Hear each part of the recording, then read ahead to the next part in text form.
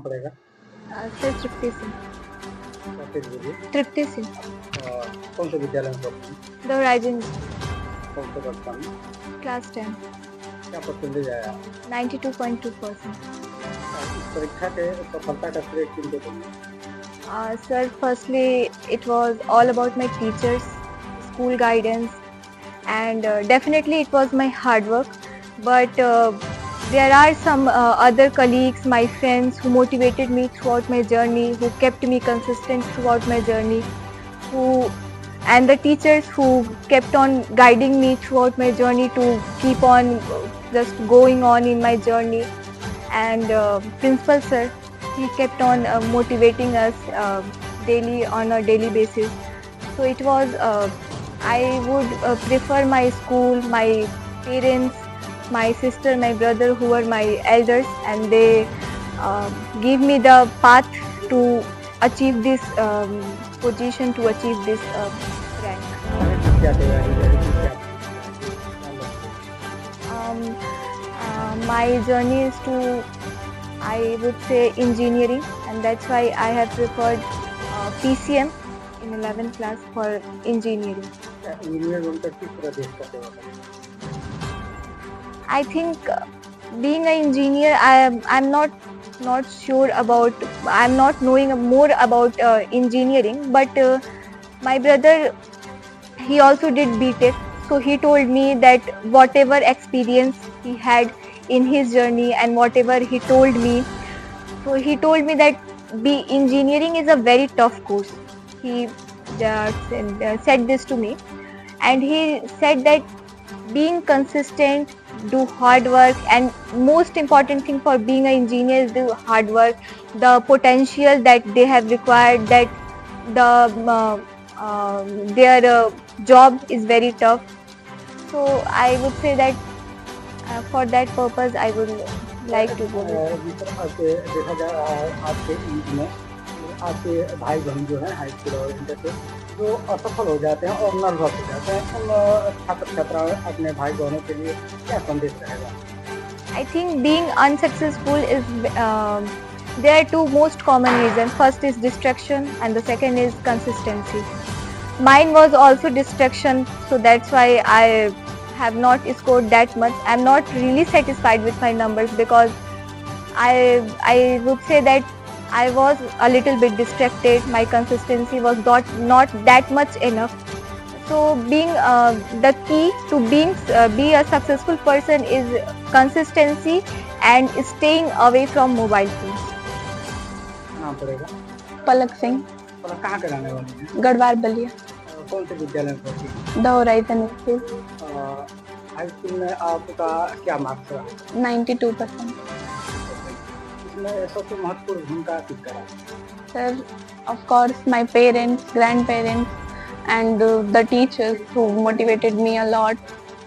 My English teacher Jiten sir, he motivated me a lot, and उनकी वजह से ही आज ये आया है.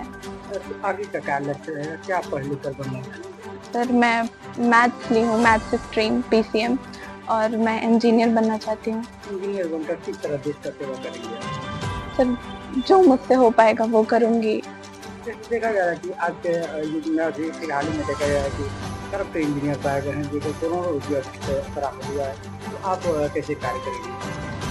सर मैं कभी कोई ऐसा काम नहीं करूँगी जिससे टीचर्स और मेरे पेरेंट्स को कभी सिर झुकाने का मौका मिले, मतलब, और जो ऐसा करेगा उसको अपोज करूँगी, उसके खिलाफ स्ट्रिक्ट एक्शन लूँगी.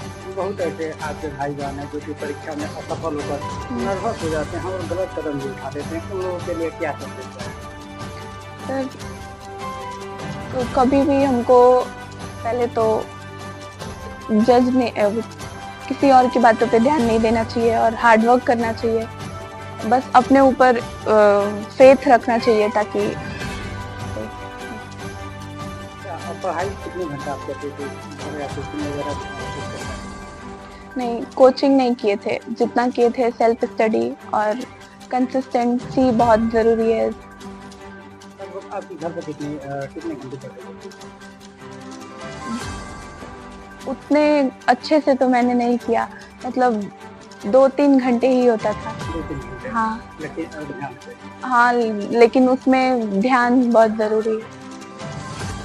नाम है आपका? सोनाली गुप्ता, तो अभी कहाँ के रहने वाले हैं? रक्षा बलिया, कौन से विद्यालय में पढ़ती हैं? द होराइज़न, दोहराइजन में कौन सा कक्षा में?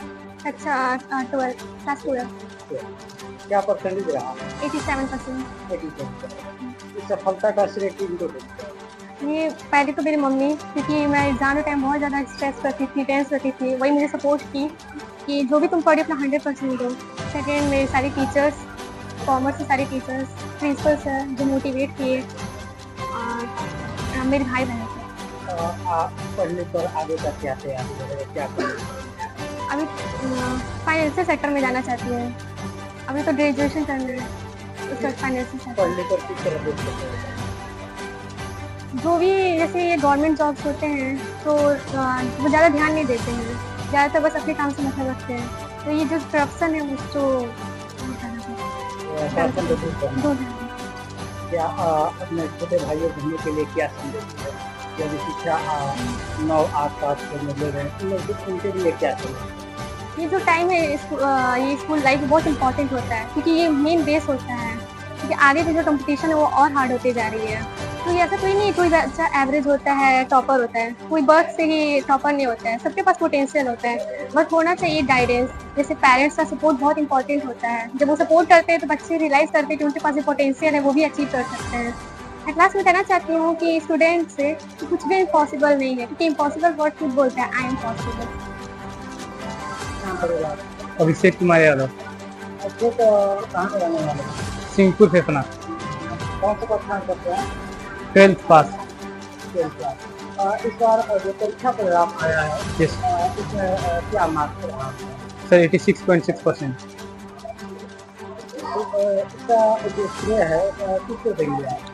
सर, पहले तो मैं अपने माता पिता को और जो टीचर्स थे मेरे और बहुत सारे दोस्त भी बहुत मदद करते थे। दोस्त भी मदद करते यस सर। हैं। दोस्त किस तरह की मदद करते हैं? सर सर बहुत सारे क्वेश्चन ऐसा था कि जो मुझे नहीं आता था, उन लोग हेल्प करते थे बताने में। बहुत ऐसा कंसेप्ट था जो मुझसे वो बेहतर समझते थे, तो मैं पूछ लेता था और वो बता देते थे। क्या हम दोहराइजन विद्यालय की बात करें तो दोहराइजन विद्यालय में कक्षा आप कितने दिनों से दे रहे हैं?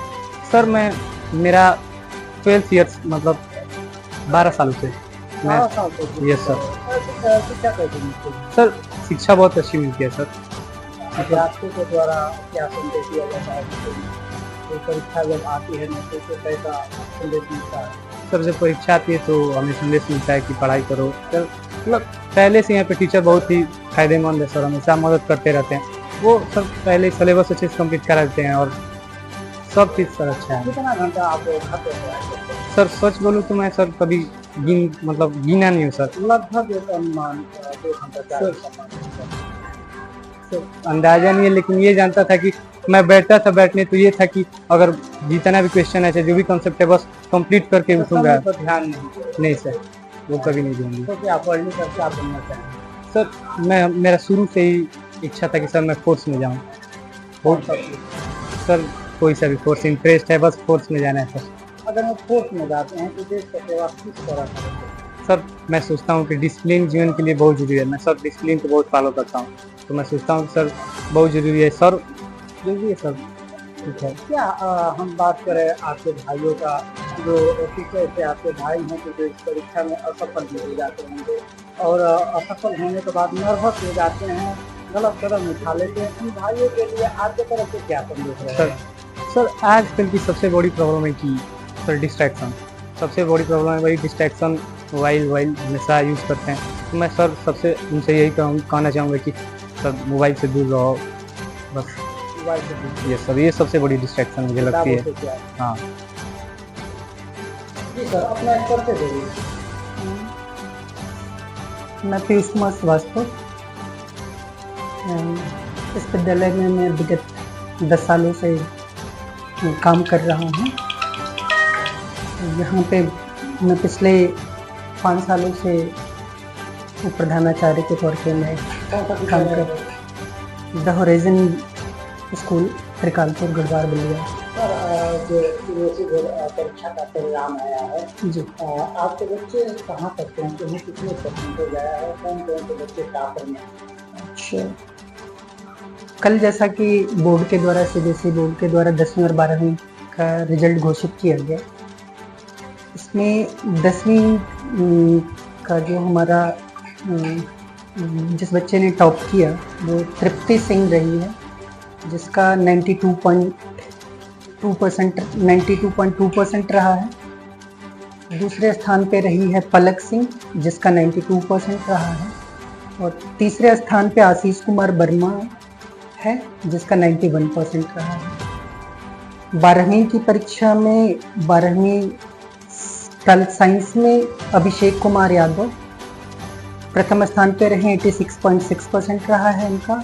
दूसरे नंबर पे आकांक्षा तिवारी 85.4% और तीसरे नंबर पे अमृत कुमार बर्नवाल रहे हैं 84.8%।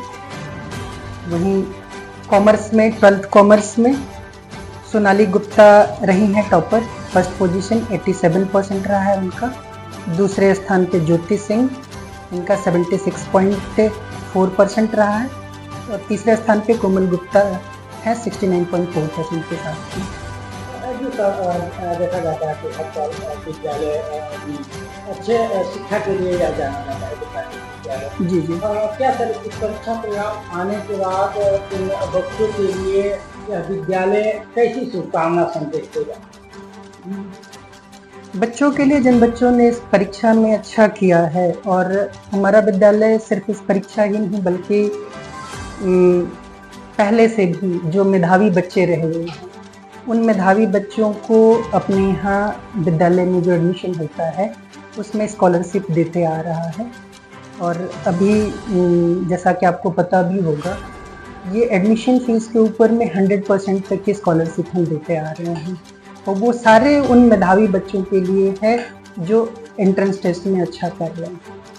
तो जाहिर तौर पे जो भी बच्चे अच्छा किया है, जिन बच्चों ने टॉप किया है, उनके लिए स्कूल एक अच्छा सा करेगा इसमें।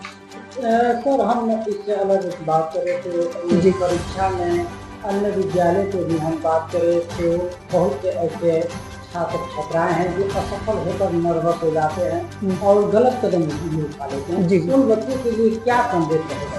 जी जी। देखिए, हमारी सफलता का एक पार्ट रहा है, असफलता भी हमारी सफलता का ही हिस्सा है। और असफल होने का मतलब ये नहीं है कि हम प्रयास करना छोड़ दें। असफल होने का मतलब ये है कि हमारे जो प्रयास रहा है सफलता के लिए वो पूरा नहीं रहा है, वो पर्याप्त नहीं रहा है। तो ऐसे बच्चे जो सफल नहीं हो पाए हैं तो वो गलत कदम ना उठाएं। उन्हें क्या करना है, उन्हें फिर दोबारा से अपने आप को एकाग्र करना चाहिए और अच्छी मेहनत के साथ में जुड़ना चाहिए। तमाम ऐसे उदाहरण पड़े हुए हैं इस दुनिया में कि जिन्होंने शुरुआत में बहुत असफलता उनको मिली, लेकिन उन्होंने बाद में बहुत अच्छा किया। तो हमें डिस्ट्रैक्ट होने की ज़रूरत नहीं है, हमें निराश होने की ज़रूरत नहीं है, हमें दोबारा पूरे लगन से मेहनत करनी।